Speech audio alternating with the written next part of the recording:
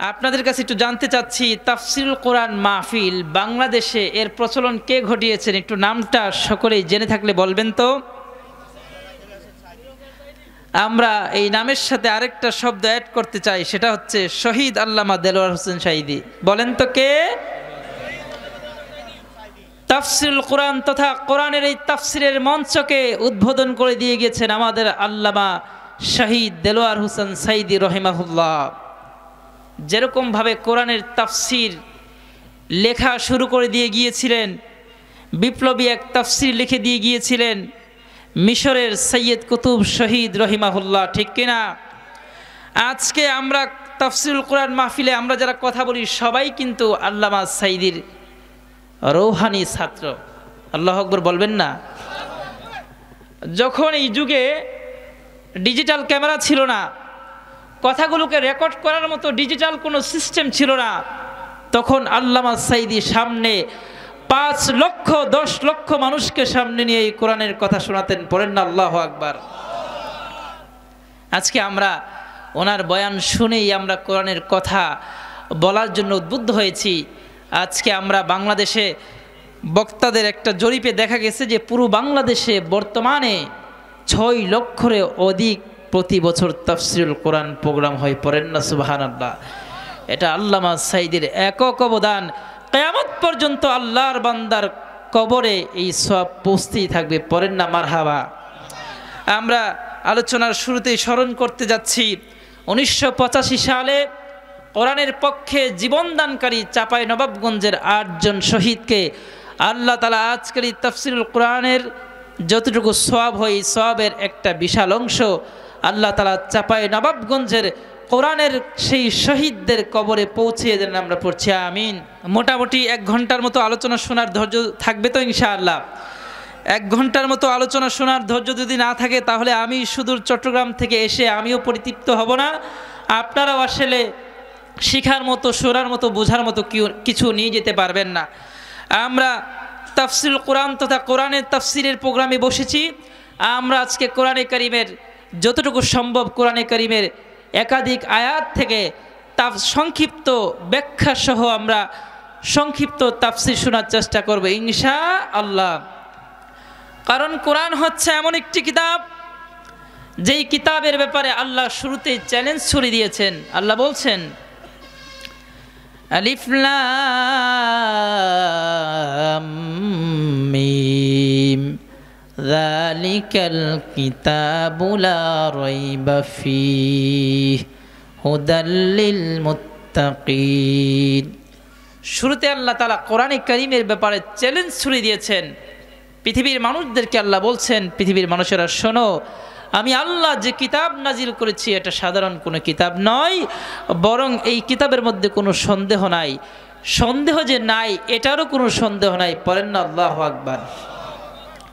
আচ্ছা, আমরা এই কোরআনের ব্যাপারে আল্লাহ তাআলার একটা কথা শুনলাম যে আল্লাহ বলছেন এই কোরআনের মধ্যে কোনো সন্দেহ নাই, সন্দেহের অবকাশও নাই।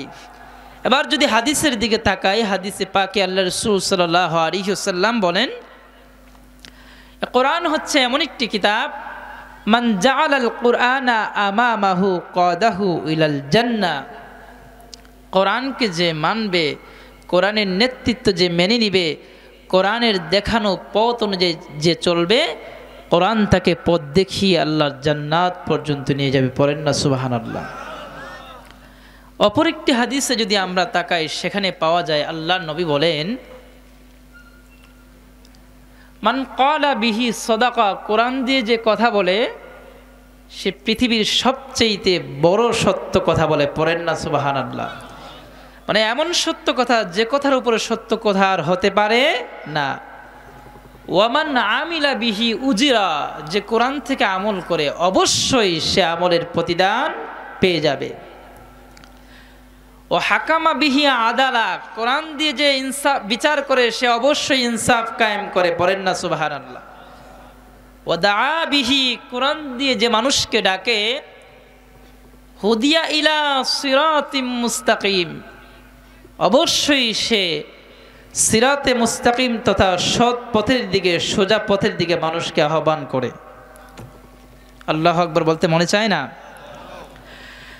তাহলে কোরআনের এই সমস্ত উক্তিগুলা, কোরআনের ব্যাপারে যে উক্তিগুলা পেলাম, এই উক্তিগুলা নর্মাল না, অনেক দামি, নিচু না উঁচু মাপের। কেমন উঁচু মাপের? এর মতো উঁচু মাপের আর হতে পারে না। কোরআনের ব্যাপারে রাহমাতুল লিল আলামিন হাদিসের মধ্যে বলেন, এই কোরআন হচ্ছে এমন এক কিতাব, মান ক্বালা বিহি সাদাকা, এই কোরআন দিয়ে যে কথা বলে সে অবশ্যই সত্য কথা বলে। ওয়া মান আমিলা বিহি উজরা, কোরআন দিয়ে যে আমল করে অবশ্যই সে আমলের প্রতিদান পাবে। ও হাকামা বিহি আদালা, এই কোরআন দিয়ে যে ব্যক্তি বিচার কার্য সম্পাদন করে, যেই ব্যক্তি কোরআন দিয়ে সালিশকে সম্পন্ন করে, যেই ব্যক্তি কোরআন দিয়ে বিচারকে সমাপ্ত করে, অবশ্যই সে যেন ইনসাফ করলো।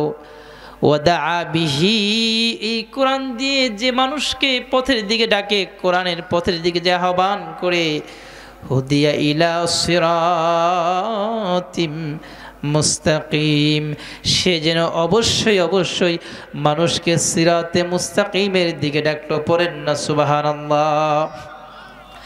নবী অনেক হাদিসের মধ্যে বলেন, মান জাআলাল কুরআনা আমামাহু কাদাহু ইলাল জান্নাহ, আল্লাহ নবী বলেন, যেই ব্যক্তি কোরআনকে তার নেতা মানবে, কোরআনের দেখানো পথ অনুসরণ করবে, কোরআনের নীতিতে সমাজ বাস্তবায়ন করবে, ব্যক্তিগত জীবন পরিচালনা করবে, যেই ব্যক্তি এক কথায় কোরআনের আদর্শে আদর্শবান হবে, কাদাহু ইলাল জান্নাহ, এই কোরআন তাকে ডানেও নিবে না বামেও নিবে না, এই কোরআন তাকে পথ দেখিয়ে দেখিয়ে আল্লাহর জান্নাত পর্যন্ত পৌঁছে দিবে। পড়েন না মারহাবা। এবার আমরা কোরআনের ব্যাপারে কয়েকটা পয়েন্ট ধরে কথা শুনবো। যেই কোরআনটা আমরা পেয়েছি, এই কোরআনটা কম দামি না, অনেক দামি। তাহলে এই কোরআনের ব্যাপারে কিছু জানার দরকার আছে না নাই? এই কোরআন থেকে কিছু কথা শোনার দরকার আছে না নাই? আজকাল কেউ কোনো বক্তার দিকে আমার কথাটাকে নিবেন না, এই ইশারাটাকে কোনো বক্তার দিকে নিবেন না। আজকাল দেখা যায় তাফসিরের প্রোগ্রামে এসে অনেক বক্তা বাপ দাদার কিচ্ছা কাহিনী বলে 1 ঘন্টা 1.5 ঘন্টা কাটিয়ে চলে যায়, আছে না নাই? কিন্তু এই কোরআন দিয়ে, এই কোরআনে এত ওয়াজ আল্লাহ রেখে দিয়েছেন। আল্লাহ তাআলা বলছেন মানব জাতির জন্য কোরআন হচ্ছে সবচেয়ে বড় ওয়াজ, এর চাইতে সুন্দর ওয়াজ আর হতে পারে না, পারে না। পড়েন না সুবহানাল্লাহ। আসুন আমরা কোরআন থেকে পয়েন্ট ভিত্তিক কিছু কথা শোনার চেষ্টা করি। এই কোরআন হচ্ছে, Quran is a book most reading in the world. কোরআন হচ্ছে এমন এক কিতাব, পুরো দুনিয়ার মধ্যে সবচাইতে বেশি যেই কিতাবটিকে পড়া হয়, ওই কিতাবের নাম হচ্ছে আল কোরআন। পড়েন না সুবহানাল্লাহ।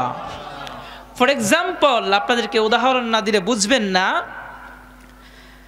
আপনারা বলেন তো, আমাদের সময় আর আমেরিকার সময়ের মধ্যে ব্যবধান আছে না নাই? আমাদের এখানে এখন বাজে রাত 11টা 11, ধরেন না আনুমানিক 11টা বাজে। আমাদের সময়ের সাথে আমেরিকার সময় মোটামুটি 12 ঘন্টা ডিফারেন্স। কয় ঘন্টা? তাহলে আমাদের এখানে যদি রাত 11টা বাজে, আমেরিকাতে এখন কয়টা বাজে? সকাল 11টা, ঠিক না? সময়ের এই ব্যবধানটা যদি আমরা আমাদের সাথে ইউনাইটেড স্টেট অফ আরব আমিরাত তথা দুবাইয়ের সাথে কম্প্রোমাইজ করি, তাহলে বাংলাদেশের সাথে দুবাইয়ের সময়ের ডিফারেন্স হচ্ছে 3 ঘন্টা। কয় ঘন্টা? 3 ঘন্টা। তাহলে বাংলাদেশে এখন বাজে 11টা আর দুবাই বাজে 8টা। কয়টা বাজে? পুরো পৃথিবীতে, পৃথিবীর এই ঘূর্ণয়মান যে পদ্ধতি আছে তথা আর্নিক গতি, বার্ষিক গতি, এটা হচ্ছে বৈজ্ঞানিক পরিভাষা। আর্নিক গতি, পৃথিবীর আর্নিক গতি আর বার্ষিক গতি তথা পৃথিবীর এই ঘূর্ণয়মান পদ্ধতির কারণে পৃথিবীর কোথাও না কোথাও প্রতি সেকেন্ডে আজান হচ্ছে। পড়েন না সুবহানাল্লাহ। আপনারা বলেন তো, আজান হলে একামত হবে কি না? একামত হলে নামাজের প্রয়োজন আছে না নাই? আর নামাজ হলে, নামাজে যদি তাকবীরে তাহরিমা বেদে আমরা বুখারী শরীফ অথবা মুসলিম শরীফ থেকে আমরা হাদিস তিলাওয়াত করি, তাহলে কি আমাদের নামাজ হবে? হবে নাকি?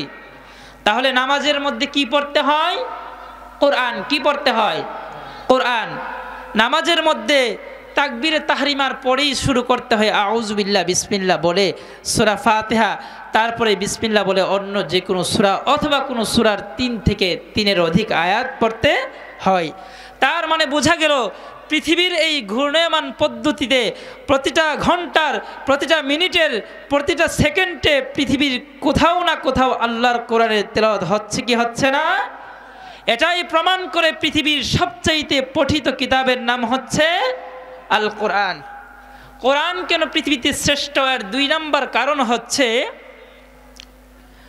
কোরআন হচ্ছে বিজ্ঞানের সবচাইতে বড় উৎকৃষ্ট কিতাব। পড়েন না সুবহানাল্লাহ। বিজ্ঞান যত উৎকৃষ্ট হবে, বিজ্ঞান যত উন্নত হবে আর বিকশিত হবে, কোরআন বোঝা মানুষের জন্য ততটাই সহজ হয়ে যাবে।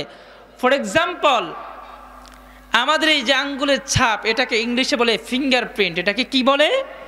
ফিঙ্গারপ্রিন্ট।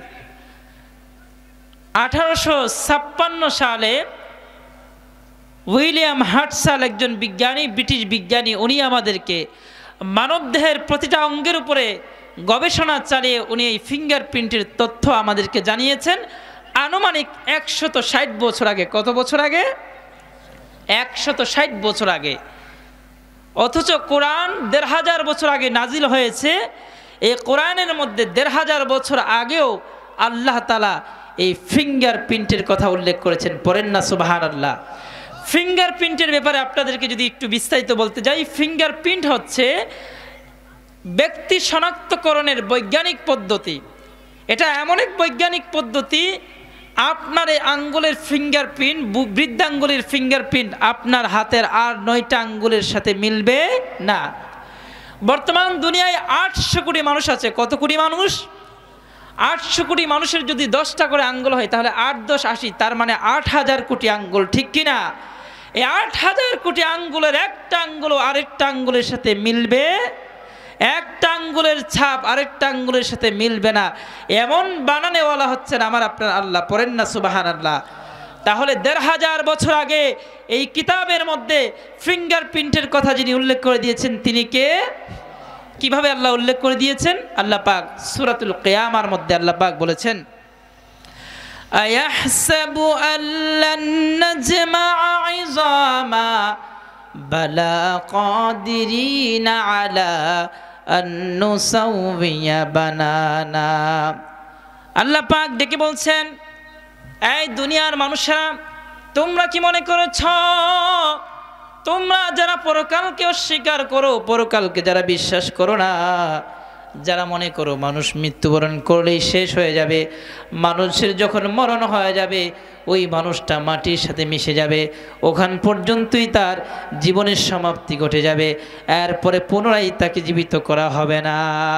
ও দুনিয়ার বান্দাবান্দিরা, তোমরা যারা এমনটা মনে করেছ যে মৃত্যুবরণ করলে তুমি মাটিতে মিশে যাবা, ওই মাটিতে মিশে যাওয়াটাই তোমার জীবনের শেষ অবস্থা, না না, শোনো শোনো, আমি আল্লাহ তাআলা তোমার গোশত আর হাড়গুলাকে একত্রিত করতে সক্ষম নয়, বরং আমি আল্লাহ তাআলা আয়াহসাবু আল্লান নাজমা'a 'ইযামা বালা কাদিরিনা আলা আন নুসাউবিয়া বানানা। ও বান্দা বান্দি শুনে নাও, আমি আল্লাহ তো এমন এক আল্লাহ, আমি আল্লাহ তাআলা তোমার আঙ্গুলের অগ্রভাগের যে ছাপটা আছে, আমি আল্লাহ তাআলা এই ছাপটাকে পর্যন্ত পুনরায় একত্রিত করতে সক্ষম। চিৎকার মেরে পড়েন আল্লাহু আকবার। তার মানে বোঝা গেল এই কোরআন হচ্ছে সর্বযুগের সবচাইতে আপডেট কিতাব, ঠিক কিনা? বিজ্ঞান যত উন্নত আর বিকশিত হবে ততই মানুষের জন্য কোরআন বোঝা সহজ হবে। আজীবন বিজ্ঞানের শিক্ষক এবং ছাত্ররা এই কোরআনের কাছে ভিক্ষার থলি নিয়ে দাঁড়িয়ে থাকতে হবে, ঠিক কিনা মুসলমান? তার মানে বোঝা গেল আমরা যে কোরআন পেয়েছি এই কোরআন কোনো পুরাতন কিতাব নয়। এই কোরআন 1500 বছর আগে যদিও নাজিল হয়েছে, কিয়ামত পর্যন্ত এই কোরআন সব সময় নতুন আপডেট থাকবে। চিৎকার মেরে বলুন ঠিক কিনা? অতএব যারা এই কোরআনকে মধ্যযুগীয় কিতাব বলতে চায় ওরা বোকার স্বর্গে বাস করতেছে। চিৎকার মেরে বলুন ঠিক কিনা মুসলমান? এবার আসুন কোরআন থেকে আমরা আরেকটু শুনি পুরো দুনিয়ায় কোরআন শ্রেষ্ঠ হওয়ার আরেকটা কারণ হচ্ছে এই কোরআন হচ্ছে এমন একটি কিতাব যেই কিতাবের জন্য জীবন দানকারীর সংখ্যাও এই পৃথিবীতে কম না বেশি। এই কিতাব হচ্ছে এমন এক কিতাব যেই কিতাবের জন্য মানুষ যুগে যুগে জীবন দিয়েছে। রাসূলুল্লাহর জামানা থেকে ১৫০০ বছর আগ থেকে আজ পর্যন্ত লক্ষ লক্ষ মানুষ এই কোরআনের জন্য জীবন বিলিয়ে দিয়েছে। ফর এক্সাম্পল, একটা উদাহরণ দিলে আপনারা বুঝবেন। মিশরের সৈয়দ কুতুব শহীদ রহিমাহুল্লাহু তাআলা আনহু, যিনি পৃথিবী বিখ্যাত একটা তাফসির গ্রন্থ লিখেছেন, তাফসির ফি জিলালিল কোরআন। নাম শুনেছেন আপনারা? নাম শুনেন নাই? তাফসির ফি জিলালিল কোরআনের রচয়িতা সৈয়দ কুতুব শহীদ রহমাতুল্লাহি আলাইহি যখন তাফসির ফি জিলালিল কোরআন লিখলেন, তাফসির ফি জিলালিল কোরআনের মধ্যে মূলত ওই সমস্ত বিষয়ের তাফসিরগুলাই বেশি লিখেছিল। জমিন যার রাজত্ব চলবে তার, এই জমিন যার আইন চলবে তার, এই জমিন কার বলেন তো?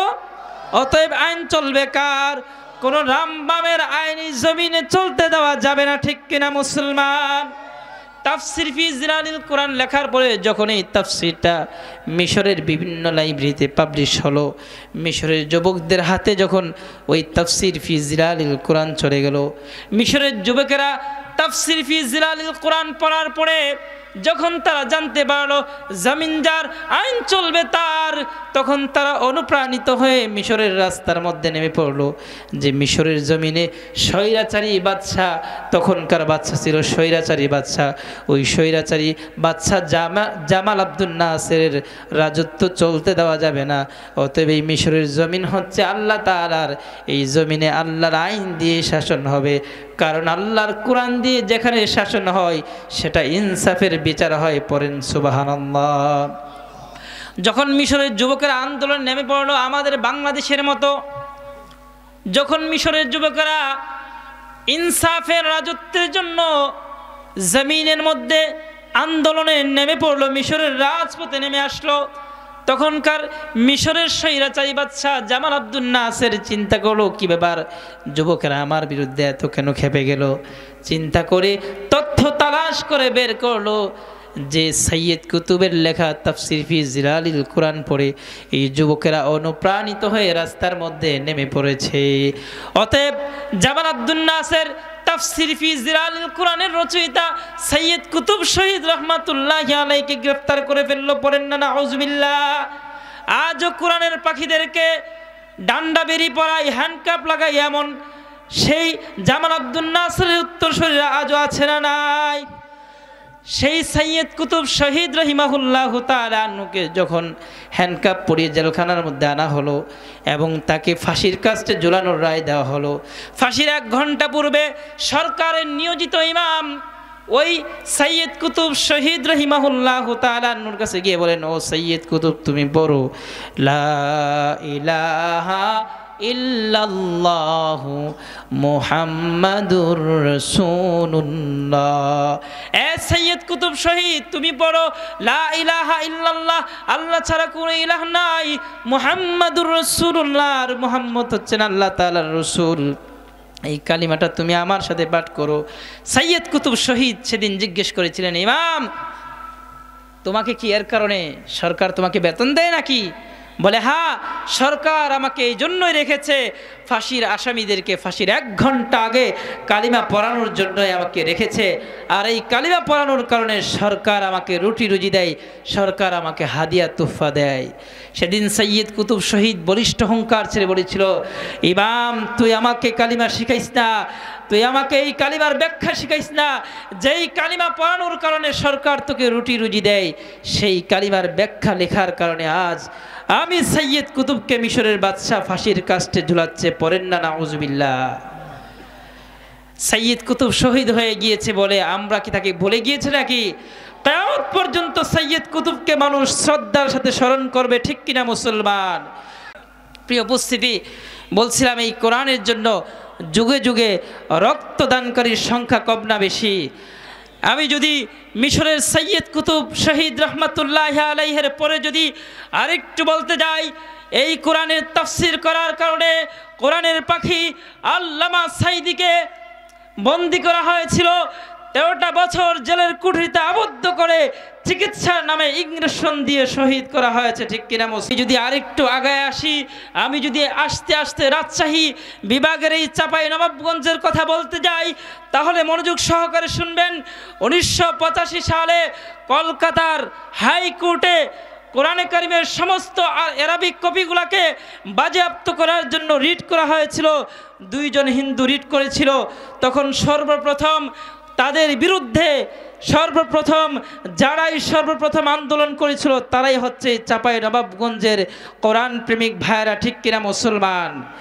11ই মে 1985 সালে কোরআনে কারিমের সম্মান রক্ষা করার জন্য চাঁপাইনবাবগঞ্জ সহ পুরো দেশের সমস্ত তাওহীদি জনতা যখন মাঠে ময়দানে নেমে যায়, রাজপথে যখন নেমে আসে, চাঁপাইনবাবগঞ্জের তখনকার ম্যাজিস্ট্রেট 144 জারি করেছিল। তখন কোরআনের পাখিদের বুকে গুলি চালিয়ে চাঁপাইনবাবগঞ্জের 8 জন যুবক ভাইকে শহীদ করে দিয়েছিল, ঠিক কিনা মুসলমান?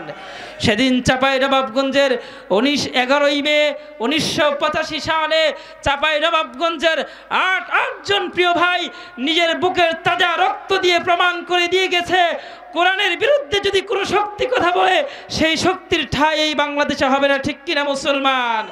কোরআনের উপর যদি কেউ হাত তুলে সেই হাতকে দেশের মুসলমান দুমড়ে মুচড়ে দিবে, ঠিক কিনা মুসলমান? সেই চাঁপাইনবাবগঞ্জের মানুষ হচ্ছেন আপনারা।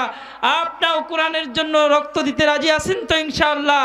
কারা কারা রাজি আছেন? দুটো হাত তুলে আল্লাহকে দেখা দেয়। লিল্লাহে তাকবীর। প্রিয় ভাইরা আমার, চাঁপাইনবাবগঞ্জে যখন আসি তখনই মনে পড়ে 8 জন শহীদের কথা। আমি আবির্ভূত হই। আমি যদি নিজে চাঁপাইনবাবগঞ্জের বাসিন্দা হতাম, নিজেকে অনেক ধন্য মনে করতাম। কোরআনের জন্য 8 জন শহীদ, বাংলাদেশে যারা কোরআনের পক্ষে সর্বপ্রথম শহীদ হয়েছে তারাই হচ্ছে চাঁপাইনবাবগঞ্জের মানুষ, ঠিক কিনা মুসলমান? আমরা প্রাণ ভরে আজকের মোনাজাতে দোয়া করব, আল্লাহ পাক রব্বুল আলামিন এই 8 জন শহীদের মাকবারাকে, এই 8 জন শহীদের মর্যাদা যেন আল্লাহ বুলন্দ করে দেন। আমরা পড়ছি আমিন। চাঁপাইনবাবগঞ্জের মানুষ, আপনারা রাজি আছেন তো কোরআনের জন্য রক্ত দিতে ইনশাআল্লাহ? কোরআনের জন্য রক্ত দিতে হবে না। আমি আপনাদের কাছে আজকে শুধু পকেট থেকে কিছু, শুধু হাতটা ঢোকানোর জন্য বলবো। পারবেন তো ইনশাআল্লাহ? পারবেন না কারা কারা দেখি তো? আচ্ছা, পারবেন কারা কারা? দুটো হাত উঠায় দেখেন আল্লাহকে। আচ্ছা, আবার ভেগে যায় না, আলোচনার অনেক সময় আছে। প্রিয় ভাইয়ার আমার, তাহলে আমরা বলছিলাম কোরআনে কারিম পুরো দুনিয়ায় শ্রেষ্ঠ হওয়ার 3 নম্বর কারণ হচ্ছে এটা এমন একটা কিতাব যে কিতাবের মান রক্ষা করার জন্য যুগে যুগে কোরআন প্রেমিকদের রক্ত ঝরেছে, ঠিক কিনা মুসলমান? এরপরে ধারাবাহিকতায় যদি আমরা আসতে চাই, কোরআনে কারিমের 4 নম্বর, কোরআনে কারিম শ্রেষ্ঠ হওয়ার 4 নম্বর কারণ হচ্ছে এ কোরআন হচ্ছে এমন এক কিতাব যেই কিতাবের ওজন সবচেয়ে বেশি, যেই কিতাব দেখতে যদিও কবিতার মতো মনে হয় কিন্তু কোরআন কবিতা নয়, বরং কোরআন হচ্ছে আল্লাহ তাআলার পক্ষ থেকে পাঠানো শ্রেষ্ঠ এক কালাম। পড়েন না সুবহানাল্লাহ। ওমর ফারুক রাদিয়াল্লাহু তাআলা আনহু তখনও মুসলমান হন নাই, তখন তিনি মুসলমান হন নাই। আমার নবী দোয়া করেছিলেন, আল্লাহ ওমর ইবনুল খাত্তাব অথবা আবু জাহেল, এই 2 জনের কোনো একজনকে ইসলামের কর্মী বানানোর মাধ্যমে, ইসলাম ধর্ম গ্রহণ করার মাধ্যমে ইসলামকে শক্তিশালী করেন। আল্লাহ তাআলা আবু জাহেলের পক্ষে কবুল করে নাই, আল্লাহ তাআলা ওমরের পক্ষ দোয়াটি কবুল করেছেন। ওমর একদিন আমার নবীজিকে রাতের বেলা খুঁজতে আরম্ভ করলেন। গভীর রজনীতে আমার নবীজিকে খুঁজতে আরম্ভ করলেন। আসার পরে আমার নবীকে পায় নাই, নবীজিকে বাড়িতে পায় নাই। ওমর এবার নবীকে তন্ন তন্ন করে খোঁজা শুরু করলেন। খুঁজতে খুঁজতে গিয়ে দেখে আমার নবীজি বাইতুল্লাহর কিনারায় আল্লাহ তাআলার কুদরতি কদমে নামাজ আদায় করছে। পড়েন না সুবহানাল্লাহ। ওমর এবার অপেক্ষা করতেছে, নবী নামাজ পড়তেছেন, ওমর ওয়েট করতেছে।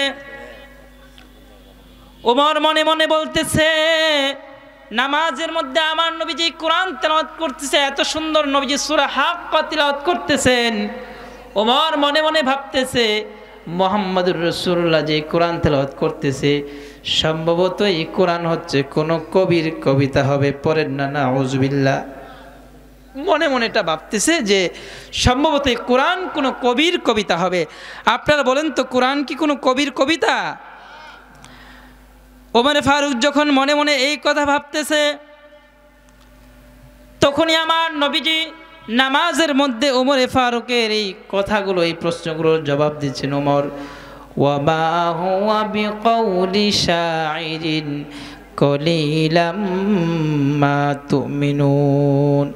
এ ওমর, তুমি যে মনে করতেছো কোরআন কোনো কবির কবিতা, না না, কোরআন কোনো কবির কবিতা নয়। পড়েন আল্লাহু আকবার।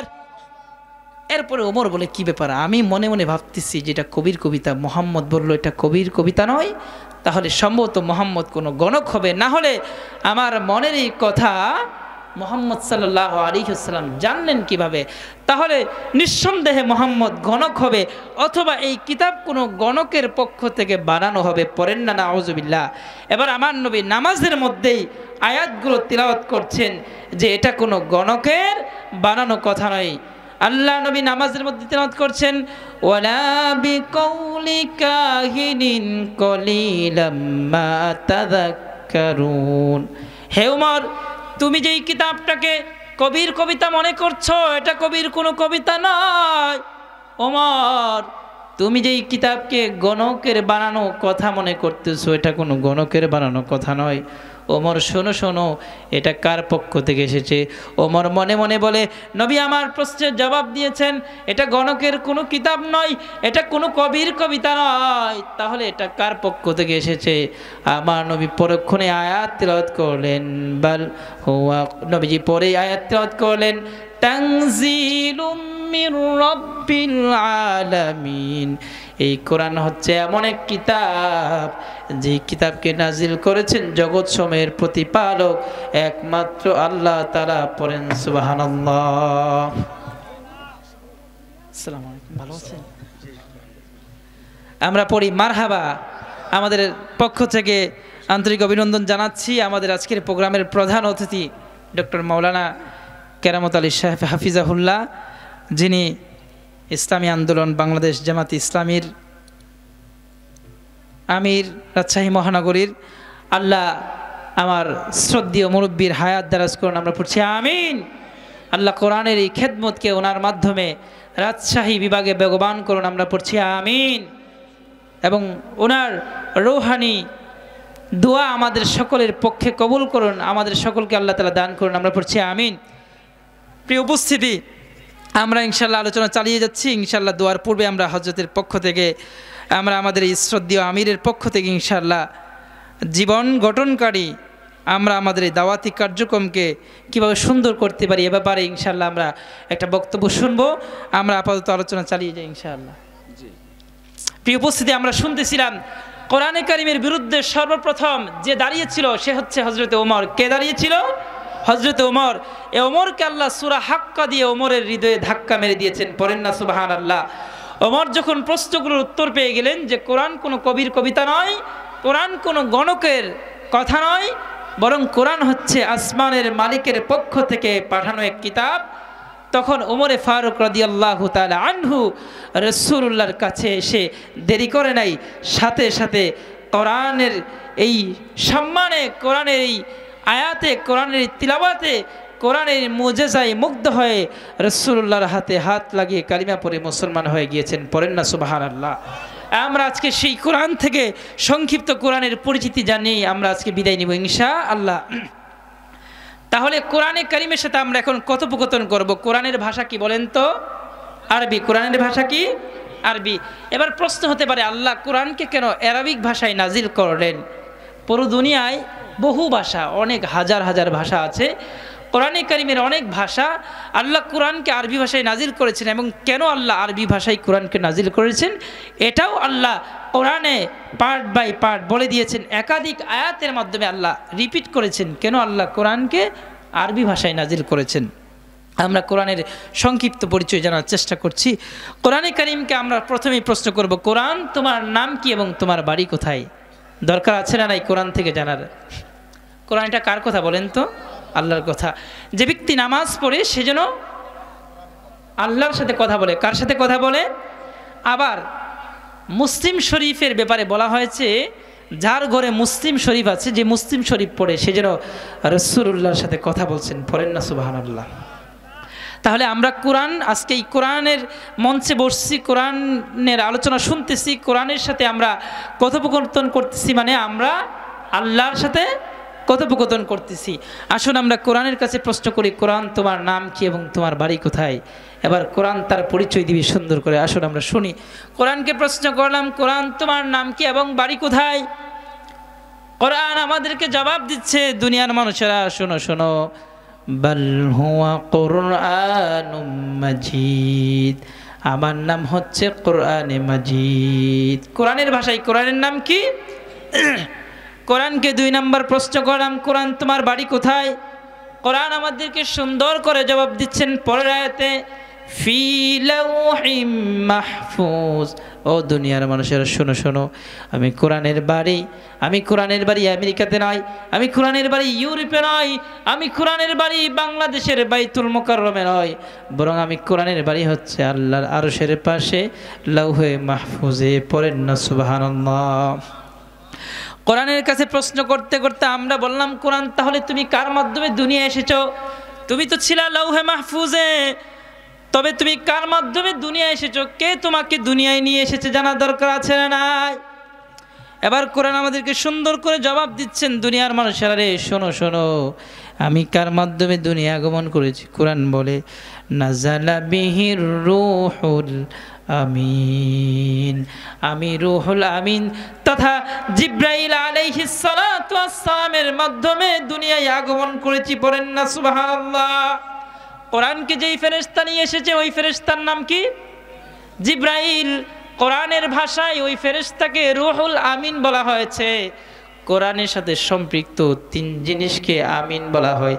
আমিন মানে হচ্ছে এমন বিশ্বস্ত যার মতো বিশ্বস্ত দুনিয়ায় আর কেউ হতে পারে না।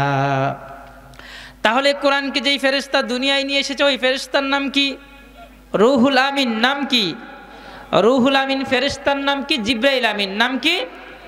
আবার কোরআন যেই শহরে নাজিল হয়েছে ওই শহরটাও আমিন। আল্লাহ কোরআনে পাকের অন্য এক জায়গায় বলেন, ওয়াত্তিন ওয়াজ্জাইতুন ওয়া তুরি সিনিনা ওয়া হাযাল বালাদিল আমিন। আল্লাহ পাক বলছেন, ওয়াত্তিন ওয়াজ্জাইতুন, তিন এবং জৈতুনের কসম, ওয়া তুরি সিনিন, তুর সিনা তথা তুর পাহাড়ের শপথ, তুর পাহাড়ের কসম, ও হাদাল বালাদিল আমিন। এরপরে আল্লাহ পাক বলছেন, এই নিরাপদ নগরীর শপথ। এই নিরাপদ নগরী বলতে আল্লাহ কোন দিকে ইশারা করলেন? কোরআন যেই শহরে সর্বপ্রথম নাজিল হয়েছে ওই শহরের নাম হচ্ছে মক্কাতুল মুকাররমা। আর আল্লাহ পাক মক্কাতুল মুকাররমার শপথ করে বলছেন, মক্কাতুল মুকাররমা হচ্ছে আমিন, মানে হচ্ছে নিরাপদ শহর। সুবহানাল্লাহ। তাহলে কোরআন যে ফেরেশতা নিয়ে এসেছে ওই ফেরেশতার নাম হচ্ছে আমিন। কোরআন যেই শহরে নাজিল হয়েছে ওই শহরের নাম আমিন।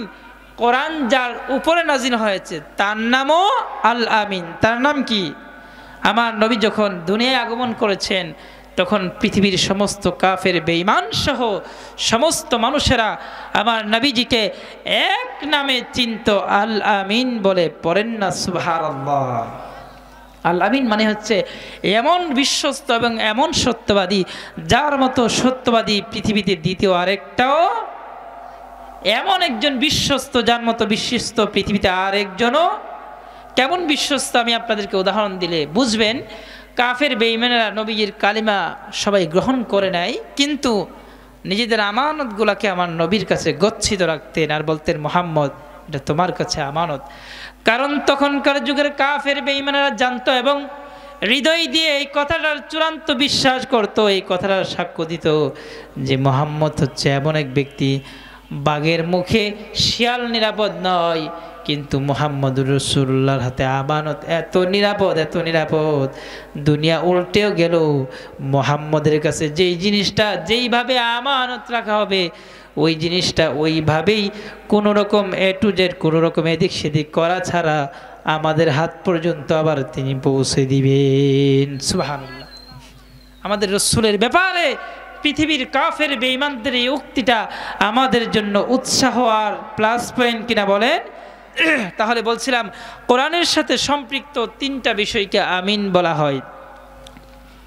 এবার আমরা কোরআনকে বললাম কোরআন তোমার ভাষা কি, যেটা আমি শুরুতেই বলতে চাচ্ছিলাম যে কোরআনকে প্রশ্ন করা হলো কোরআন তোমার ভাষা কি, কোন ভাষায় তুমি নাজিল হয়েছ? দুনিয়ায় তো বহু ভাষার প্রচলন রয়েছে, অধিকাংশ মানুষ ইংলিশে কথা বলে, কেউ বা ফরাসি ভাষায় কথা বলে, কেউ উর্দু ভাষায় কথা বলে, কেউ বাংলা ভাষায় কথা বলে, কেউ হিন্দি ভাষায় কথা বলে। ও কোরআন আমরা তোমার কাছে জানতে চাই তোমার ভাষা কি। কোরআন এবার আমাদেরকে জবাব দিচ্ছেন ইন্না আনজালনাহু কুরআনান আরাবিয়াল লাআল্লাকুম তাকিলুন। আল্লাহ পাক রব্বুল আলামিন জানালেন, এ দুনিয়ার মানুষেরা শোনো শোনো, নিশ্চয় আমি আল্লাহ এই কোরআনকে নাজিল করেছি আরবি ভাষায়, লাআল্লাকুম তাকিলুন, যেন তোমরা এই কোরআনকে অনুধাবন করতে পারো আর বুঝতে পারো। সুবহানাল্লাহ। কোরআনকে আল্লাহ আরবি ভাষায় নাজিল করেছেন কোরআনের এই ভুল ধরার জন্য। কোরআনের এই আরবি ভাষাটা শিক্ষা করে ব্রিটিশ একজন বিজ্ঞানী, লম্বা ঘটনা, ব্রিটিশ একজন বিজ্ঞানী, তার নাম হচ্ছে 1856 সালে ডক্টর মরিস বুকাইলি। 80-র দশকে ডক্টর মরিস বুকাইলি ফেরাউনের লাশটাকে, তখনকার ফ্রান্সের প্রেসিডেন্ট বলেছিলেন মিশরের বাচ্চাকে যে ফেরাউনের লাশটাকে আমাদের ফ্রান্সে পাঠানো হোক প্রত্নতাত্ত্বিক গবেষণার জন্য। তখন ফেরাউনের লাশটাকে ফ্রান্সে পাঠানো হয়েছিল প্রত্নতাত্ত্বিক গবেষণার জন্য। ফেরাউনের লাশটাকে হাসপাতালের একটা বিশেষ ইউনিটে দেওয়া হলো এবং একটা বিশেষ দল গঠন করা হলো। তারা ফেরাউনের লাশটাকে নিয়ে গবেষণা চালালো। ফেরাউনের লাশটাকে গবেষণা করার পরে এক পর্যায়ে ডক্টর মরিস বুকাইলি তখন তিনি একটা তথ্য দিয়েছেন যে ফেরাউনের লাশের মধ্যে একটা লবণের আবরণ আছে। কি আছে? লবণের একটা আবরণ আছে, যে ফেরাউন সম্ভবত সাগরে ডুবে মৃত্যুবরণ করেছে। তখন ডক্টর মরিস বুকাইলিকে বলা হয়েছিল, ডক্টর মরিস বুকাইলি, তুমি তো এটা অনেক কষ্ট করে গবেষণা করে বের করেছ, কিন্তু 1500 বছর আগে এ কোরআনের মধ্যে আল্লাহ পাক বলে দিয়েছেন যে ফেরাউন সাগরের মধ্যে মৃত্যুবরণ করেছে এবং কিয়ামত পর্যন্ত আল্লাহ ফেরাউনের লাশটাকে রেখে দিবেন।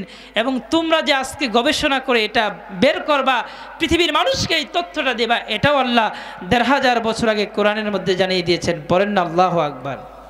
কিভাবে? ফালইয়াউমা নুনাজ্জিকা বিবাদানিকা লিতাকুনা লিমান খলফাকা আয়া। আল্লাহ পাক বলেন, ফেরাউন আমি আল্লাহ তোর লাশটাকে কিয়ামত পর্যন্ত সংরক্ষণ করে রেখে দিব, যেন ফেরাউন তুই তোর পরবর্তী সমস্ত মানুষের জন্য শিক্ষা হয়ে যায়। দুনিয়ার মানুষেরা যেন তোকে দেখে এটা অনুধাবন করতে পারে। যারা আল্লাহর আইনের বিরুদ্ধে দাঁড়াবে, আল্লাহর বিরুদ্ধে যারা দাঁড়িয়ে যাবে, আল্লাহর কোরআনের বিরুদ্ধে যারা দাঁড়িয়ে যাবে, আল্লাহর নবীদের বিরুদ্ধাচরণ যারা করবে, আল্লাহর কালিমার বিরুদ্ধাচরণ যারা করবে, ইসলামী আন্দোলনের হাতকে যারা গুড়িয়ে দিতে চাইবে, ইসলামী আন্দোলনের কর্মীদের জবানকে যারা বন্ধ করে দিতে চাইবে, তাদেরকে আমি আল্লাহ তাআলা কিয়ামত পর্যন্ত শুটকি বানায় রাখবো। তখন ডাক্তার মরিস বুকাইলি চিন্তা করেন, কি ব্যাপার, এত মারাত্মক কিতাব, এত আজীব এক কিতাব। 3000 বছর আগে ফেরাউন নীল নদে লোহিত সাগরের মধ্যে পড়ে মৃত্যুবরণ করেছে, কিন্তু 1500 বছরের আগের কিতাব কোরআনের মধ্যে এটা কিভাবে আসলো? তখন সে তার মাতৃভাষায় ফরাসি ভাষায় কোরআনকে ট্রান্সলেশন করে কোরআন পড়তে আরম্ভ করলো। কোরআনের মধ্যে কোনো ভুল বের করতে পারে নাই। এবার সে পুরো দুনিয়ার ইন্টারন্যাশনাল ভাষা ইংলিশ ভাষায় কোরআনকে ট্রান্সলেশন করলো এবং কোরআন পড়া শুরু করলো, যে দেখি তো এই কিতাবের মধ্যে কোথাও কোনো ফাঁক ফুকর আছে নাকি, কোথাও কোনো ভুল টোল আছে নাকি। এবার সে কোরআনকে ইংলিশ ভাষায় ট্রান্সলেশন করেও কোরআনের কোনো ভুল বের করতে পারে নাই। প্রিয় ভাইরা আমার, এবার সে কোরআনের যে নিজস্ব ভাষা আরবি ভাষা, এই আরবি ভাষা শিক্ষা করার জন্য সুদূর ফ্রান্স থেকে সৌদি আরবে ভিসা পাসপোর্ট করে এসে সৌদি আরবের একাধিক আরবিক পণ্ডিতের কাছে আরবি ভাষার পাণ্ডিত্য অর্জন করেন। পড়েন আল্লাহু আকবার। কেন? কোরআনে শিক্ষা অর্জন করার জন্য নয়, বরং কোরআনে কোনো ভুল আছে কিনা এটা বের করার জন্য। নাউজুবিল্লাহ বলবেন না? আচ্ছা আপনারা বলেন তো, কোরআনে কোনো ভুল আছে? চ্যালেঞ্জ দিয়েছেন কে? আল্লাহ তাআলা। প্রিয় ভাইয়েরা আমার, বলছিলাম তখন সে আরবি ভাষার পাণ্ডিত্য অর্জন করে কোরআনে কারিমের সূরা ফাতিহার শুরু থেকে কোরআনে কারিমের সর্বশেষ সূরা নাসের সিন পর্যন্ত আরবি ভাষায় সে পড়তে আরম্ভ করলো। সে পড়ে পড়ে পৃথিবীর মানুষকে যে তথ্য দিল, পৃথিবীর মানুষ শিউরে উঠবে সে তথ্য দিল পৃথিবীর মানুষেরা, শোনো শোনো, আমি কোরআনের ভুল বের করার জন্য আমি আমার মাতৃভাষা ছেড়ে দিয়ে কোরআনের নিজস্ব ভাষার শিক্ষা অর্জন করেছি। বহু বছর, দীর্ঘ প্রায় 14টা বছর তিনি এই বিষয় নিয়ে শুধু কোরআনের ভুল ধরার জন্য মেহনত করেছে। উনি বলেন, আমি 14টা বছর কোরআনের ভুল ধরার জন্য যে মেহনত করেছি, এই 14টা বছরের মেহনত আমাকে প্রমাণ করে দিয়েছে কোরআনের মধ্যে কোনো ভুল নেই, বরং কোরআনের আয়নায় ধরা পড়ে গিয়েছে আমি ডক্টর মরিস ভোকাইলি ভুলের মধ্যে আছি। অতএব সে দেরি করে নেয়, সাথে সাথে কোরআনের এই বিশেষ মুজিজায় সে সিক্ত হয়ে কালিমা পড়ে মুসলমান হয়েছে। পড়েন আল্লাহু আকবার। এত চির অম্লান চির মুক্তির ডাক, এ যে মহাবাণী খুদারি কালামে পাক। এত চির অম্লান চির মুক্তির ডাক, এ যে মহাবাণী খুদারি কালামে পাক। এই দুনিয়ায় আর সেই দুনিয়া, মুক্তি পাবে তুমি দু জাহানে, যদি মেনে নাও তুমি মনে প্রাণে, যদি মেনে নাও তুমি মনে প্রাণে। সমাধান সমাধান চাও যদি জীবনে মরণে, ফিরে চাও খুঁজে নাও চোখ রাখো কোরআনে। এ বাণী সকলের নয় শুধু মুমিনের, যারাই চলবে মেনে ফল পাবে কোরআনের।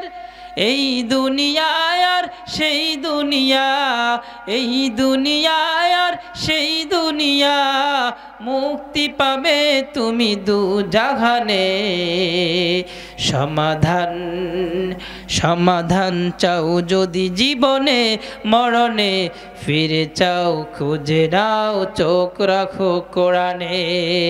তার মানে বোঝা গেল এই কোরআন হচ্ছে মানুষের জীবনের প্রত্যেকটা পয়েন্টের সমাধান দেনেওয়ালা কিতাব। ঠিক কিনা মুসলমান?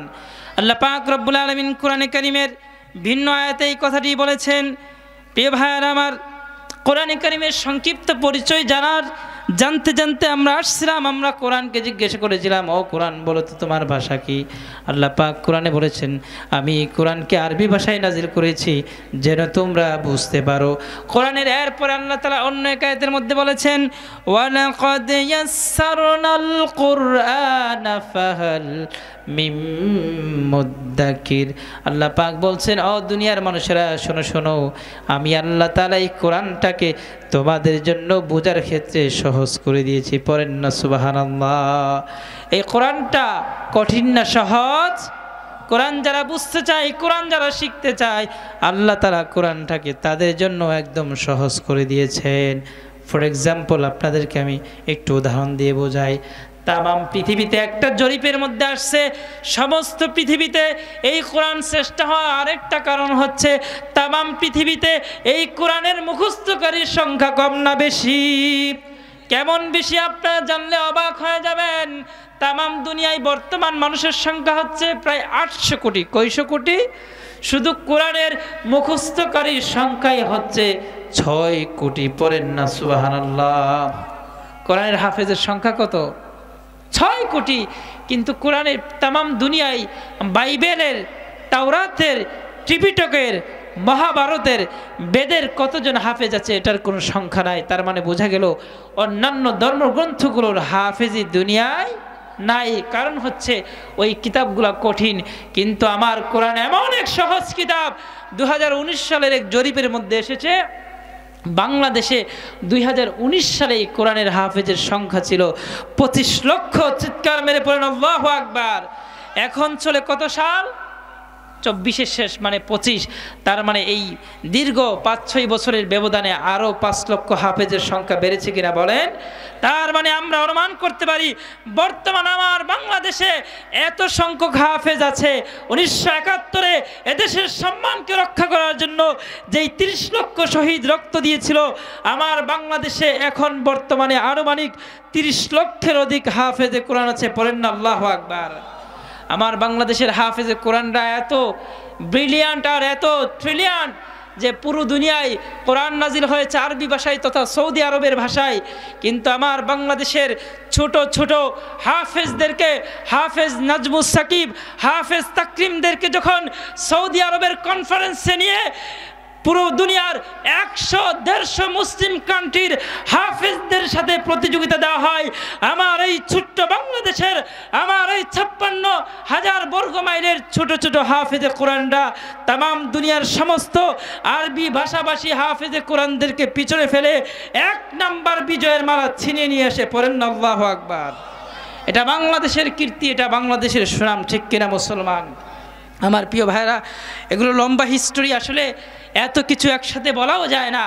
তার মানে বোঝা গেল আমাদের বাংলাদেশ এটা হচ্ছে হাফিজে কোরআনদের বাংলাদেশ, ঠিক কিনা মুসলমান? এই বাংলাদেশের জমিন হচ্ছে কোরআনের পাখিদের জমিন, ঠিক কিনা মুসলমান? এই বাংলাদেশের জমিন হচ্ছে আলেমদের জমিন, ঠিক কিনা?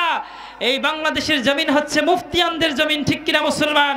এই বাংলার জমিন হচ্ছে কোরআনের মুফাসসিরদের জমিন। এই বাংলাদেশের জমিন হচ্ছে শহীদ আল্লামা সাইদির জমিন। এই জমিনে রামবামদের কখনো ঠাঁই হবে না, হবে না, হবে না, ঠিক কিনা?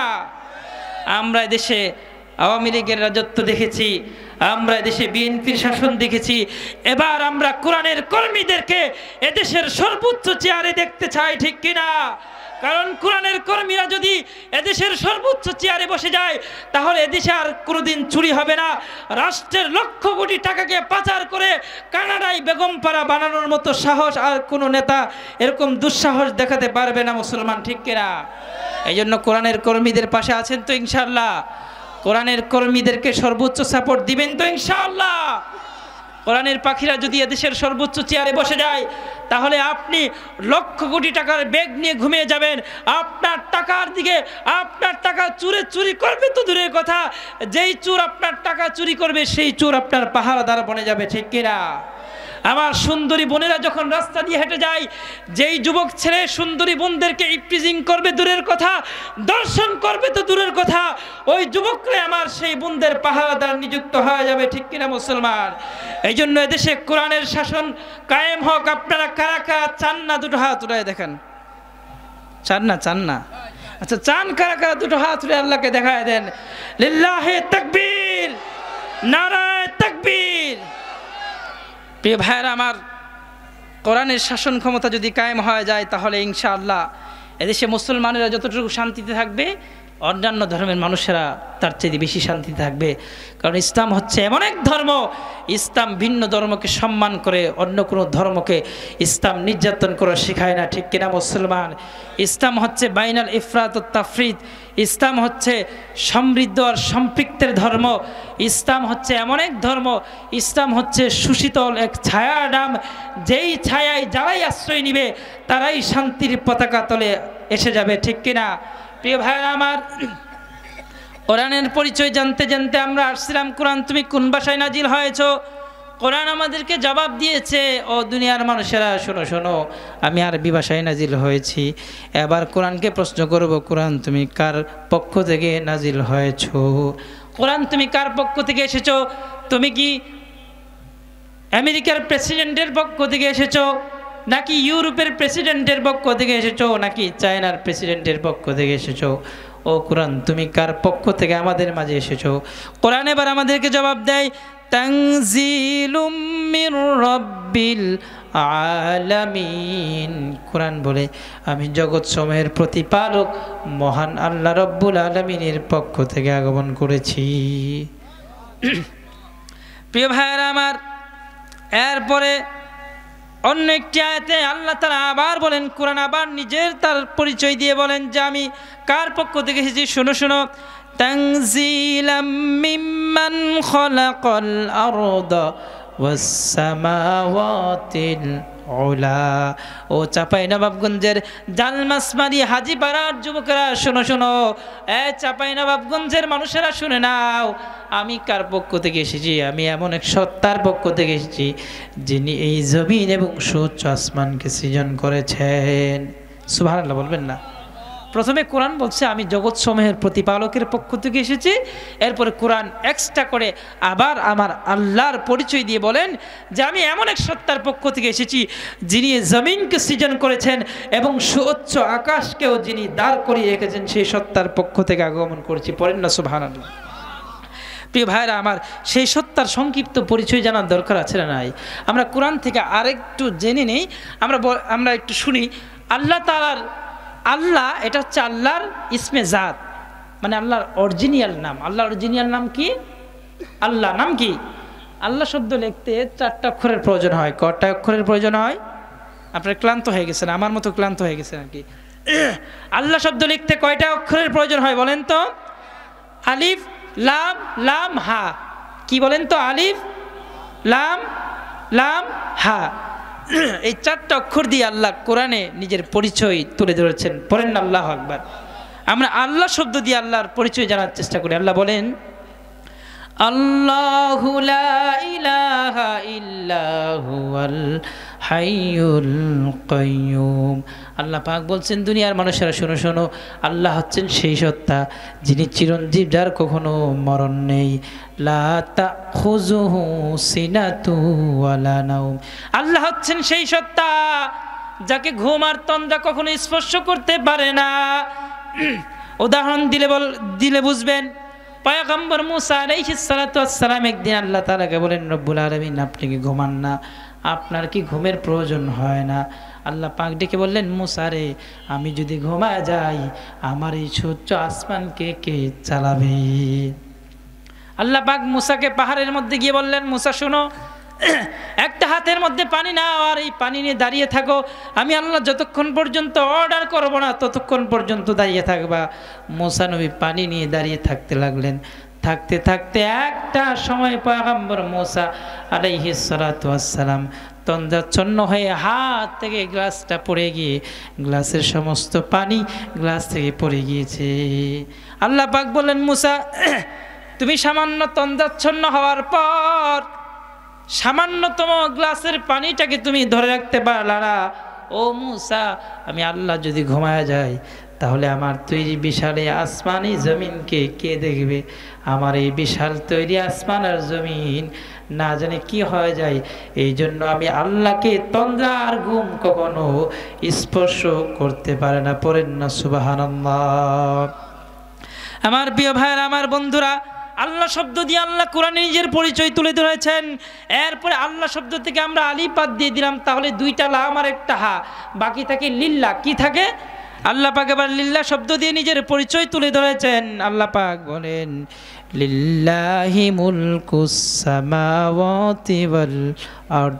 আল্লাহ বলছেন আসমান জমিনের রাজত্ব হচ্ছে আল্লাহ তাআলার জন্য। লিল্লাহি মুলকুস সামাওয়াতি ওয়াল আরদ। ও দুনিয়ার মানুষেরা শোনো শোনো, এই আসমান এবং এই জমিনের রাজত্ব হচ্ছে একমাত্র কার বলেন তো? এরপরে লিল্লাহ বাদ দিয়ে দিলাম, লিল্লাহ থেকে একটা লাম বাদ দিয়ে দিলাম, এখন বাকি থাকে লাহু। কি থাকে? লাহু। এবার আসেন লাহু দিয়েও আল্লাহ কোরআনে নিজের পরিচয় তুলে ধরেছেন। লাহু মাকালিদুস সামাওয়াতি ওয়াল আরদি ইয়াবসুতুর রিজকা লিমান ইয়াশা। আসমান জমিনের রিজিকের খাজানা হচ্ছে একমাত্র আল্লাহ তাআলার কাছে। তিনি যারে চান তার জন্য তার রিজিককে প্রশস্ত করে দেন। পড়েন আল্লাহু আকবার। আল্লাহর পরিচয় জানতে জানতে আমরা আল্লাহ লিল্লাহ লাহু দিয়ে জানলাম। এবার বাকি আছে হু। এবার হু দিয়ে আল্লাহ তাআলা নিজের পরিচয় তুলে ধরেছেন। আল্লাহ বলছেন, ইন্নাহু হুয়াস সামিউল আলিম। আল্লাহ পাক বলছেন, ও দুনিয়ার মানুষেরা শোনো শোনো, আল্লাহ তো হচ্ছেন তিনি যিনি হচ্ছেন সর্বশ্রোতা এবং সর্বজ্ঞাত, যিনি সব কিছু শুনেন এবং সব কিছু দেখেন। আল্লাহু আকবার। আল্লাহর এই পরিচয় আল্লাহ আকবার। আমাদের আল্লাহ যত বড়, আল্লাহর পরিচয় তত বড়, আল্লাহ যত মহান, আল্লাহর পরিচয় তত মহান। আল্লাহ কত সুন্দর করে কোরআনে কারিমের মধ্যে নিজের পরিচয় তুলে ধরেছেন। প্রিয় উপস্থিতি, ইসলাম যে কোরআন কার পক্ষ থেকে এসেছে আপনারা সকলেই জুড়ে সুরে একটু বলেন তো, কোরআন কার পক্ষ থেকে এসেছে? এবার কোরআনকে প্রশ্ন করব, কোরআন সংক্ষেপে শেষ করে দিব। কোরআন, তুমি তো আসছো মানলাম আল্লাহর পক্ষ থেকে, বলো তো তুমি কোন মাসে এবং কোন রাতে নাজিল হয়েছ? কোরআন এবার বলেন, শাহরু রমাদান আল্লাযী উনজিলা ফীহিল কুরআন। আল্লাহ পাক রব্বুল আলামিন বলেন, কোরআন নিজে ডেকে বলেন, ও দুনিয়ার মানুষেরা শোনো শোনো, আমি যেই মাসে জমিনে অবতরণ করেছি ওই মাস কোনো রজব মাস না, মুহররম মাস না, ওই মাসটা শাওয়াল মাস না, জিলহজ মাস না, ওই মাস হচ্ছে পবিত্র মাহে রমজান। সুবহানাল্লাহ। এবার কোরআন যে রাতে নাজিল হয়েছে সেটাও কোরআনে কারিমের মধ্যে কোরআন নিজের ভাষায় বলে, ইন্না আনজালনাহু ফি লাইলাতিল কদর ওয়া মা আদরাকা মা লাইলাতুল কদর লাইলাতুল কদরি খায়রুম মিন আলফি শাহর। কোরআন বলছে, ও দুনিয়ার মানুষেরা শোনো শোনো, আমি যেই রাতে নাজিল হয়েছি ওই রাতের নাম হচ্ছে লাইলাতুল কদর। আল্লাহু আকবার। আর লাইলাতুল কদর কেমন রাত্র জানো? এই লাইলাতুল কদর হচ্ছে এমন এক রাত যেই রাতের মর্যাদা হচ্ছে 1000 মাসের সমপরিমাণ। আল্লাহু আকবার। কোরআনের অন্য এক আয়াতে আল্লাহ তাআলা এই রাতকে বরকতময় রজনী হিসাবে উল্লেখ করেছেন। প্রিয় ভাইয়েরা আমার, কোরআনকে এবার প্রশ্ন করব, কোরআন তুমি কার উপরে নাজিল হয়েছ? কোরআন এবার আমাদেরকে সুন্দর করে জবাব দিবে। কোরআন বলে, আল্লাহ পাক রব্বুল আলামিন কোরআন কার উপরে নাজিল করেছে সেটা সুন্দর করে বলেছেন, ও আমিনু বিমা নুজ্জিলা আলা মুহাম্মাদিন ওয়া হুয়াল হাক্কু মির রাব্বিহিম।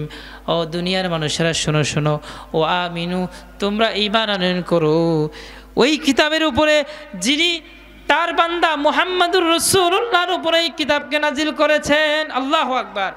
তাহলে কোরআন কার উপরে নাজিল হয়েছে? কোরআন যার উপরে নাজিল হয়েছে তার নাম কি? মুহাম্মদ সাল্লাল্লাহু আলাইহি ওয়াসাল্লাম। প্রিয় ভাইয়ের আমার,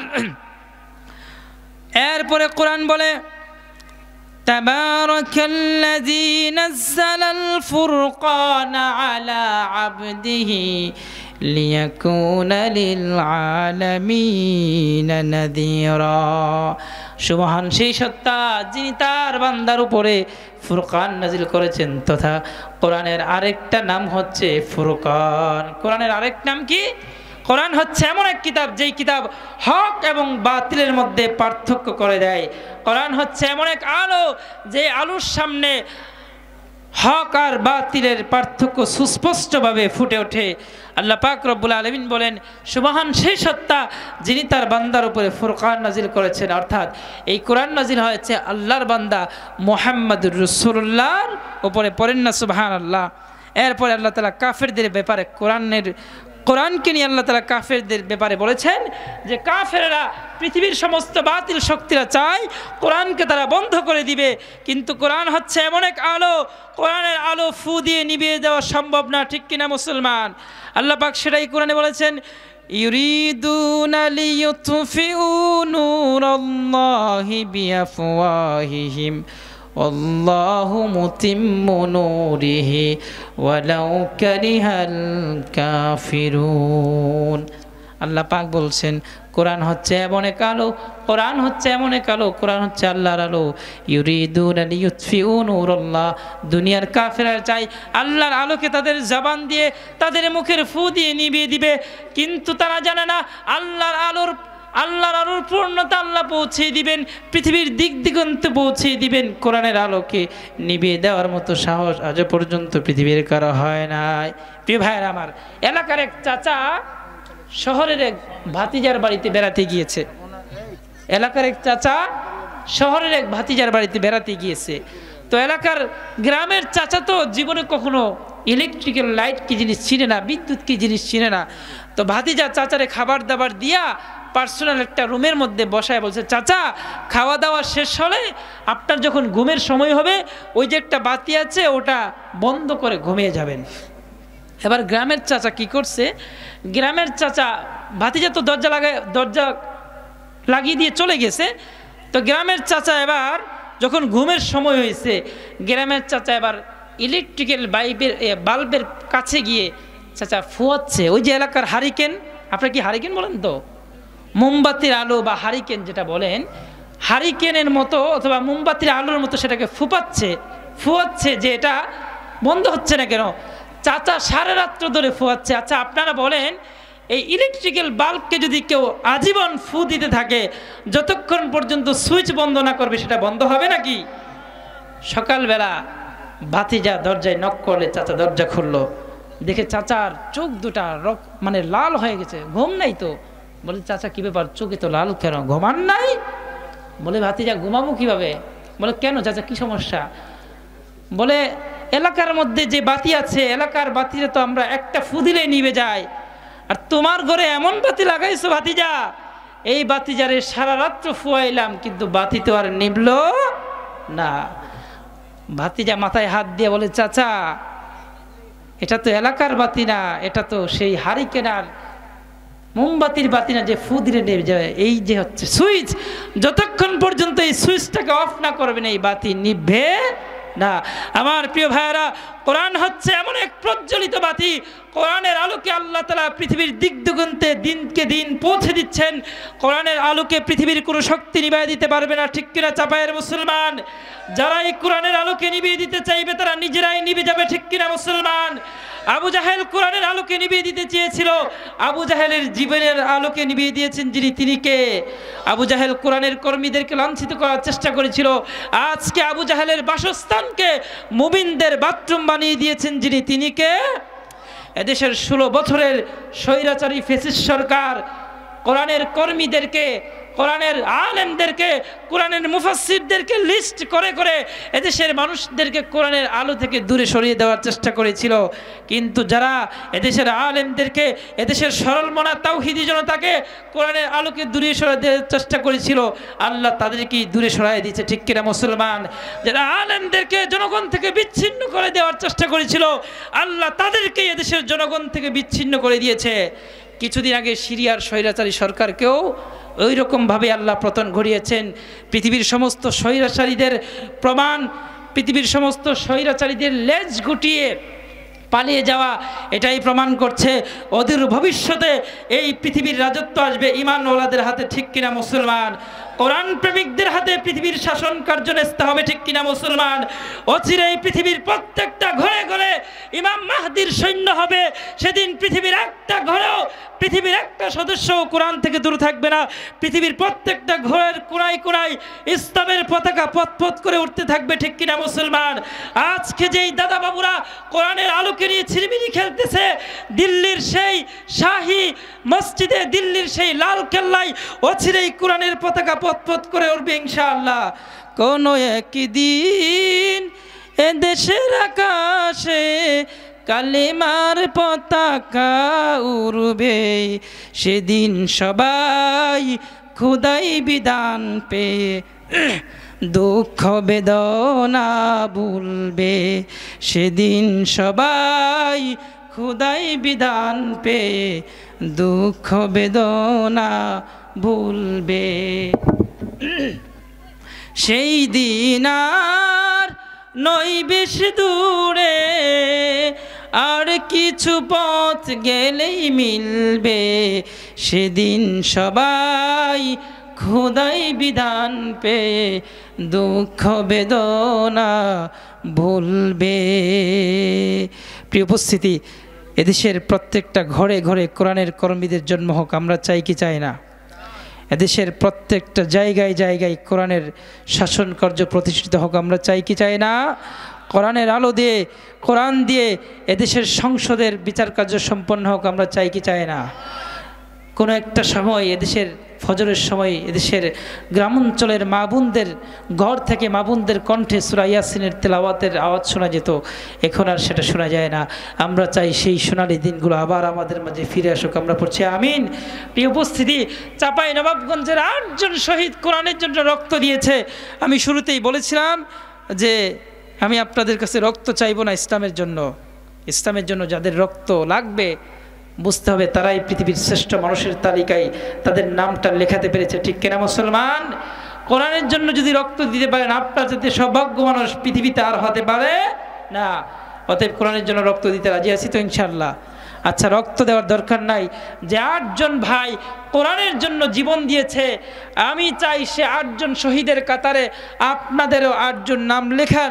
আমি এমন 8 জন ব্যক্তিকে চাইব, যেহেতু এটা গরুস্থানের উন্নতিকল্পে প্রোগ্রাম, আমি চাঁপাইনবাবগঞ্জের আরেকজন 1985 সালের সে 8 জন শহীদের আরও 8 জন ভাই দেখতে চাই, যারা সেই 8 জন শহীদের ভালোবাসায় আল্লাহর এই গুরুস্থানের জন্য, মুসলমানদের সর্বশেষ ঠিকানা গুরুস্থানের জন্য 8 জন ভাই 5000 করে টাকা দান করবে, 8 জন শহীদের খাতায় নিজেদের নামটা লেখাবে। আমি মুসাফির মানুষ, মুসাফিরের দোয়া কবুল হয়, আমি দোয়া করে যাব এই 8 জন মানুষকে যেন আল্লাহ তাআলা চাঁপাইনবাবগঞ্জের 8 জন কোরআনের শহীদের সাথে হাসরের ময়দানে শহীদদের সর্দার আমির হামজা রাদিয়াল্লাহু তাআলা আনহুর সাথে হাসরের ময়দানে ওঠান। আমি সেই 8 জন কোরআনের কর্মীকে দেখতে চাই, যারা এই গুরুস্থানের উন্নতিকল্পে 5000 করে টাকা দিবেন। 1 নম্বরে আমি দেখতে চাই, 1 নম্বরে কে আছেন প্রিয় ভাই? স্টেজের মধ্য থেকে হোক অথবা আপনাদের মধ্য থেকে হোক। আমি জানি চাঁপাইনবাবগঞ্জের মানুষ শিক্ষা দীক্ষা এবং অর্থনৈতিকভাবে অনেক উন্নত। কারণ হচ্ছে আমি আজকে সোনা মসজিদে এসেছিলাম, আমি দেখেছিলাম আপনাদের যে বর্ডার এলাকা, এখানে শুধু কোটি টাকার ব্যবসা, কোটি কোটি টাকার ব্যবসা। এটা তো আর অন্য দেশের মানুষ করছে না।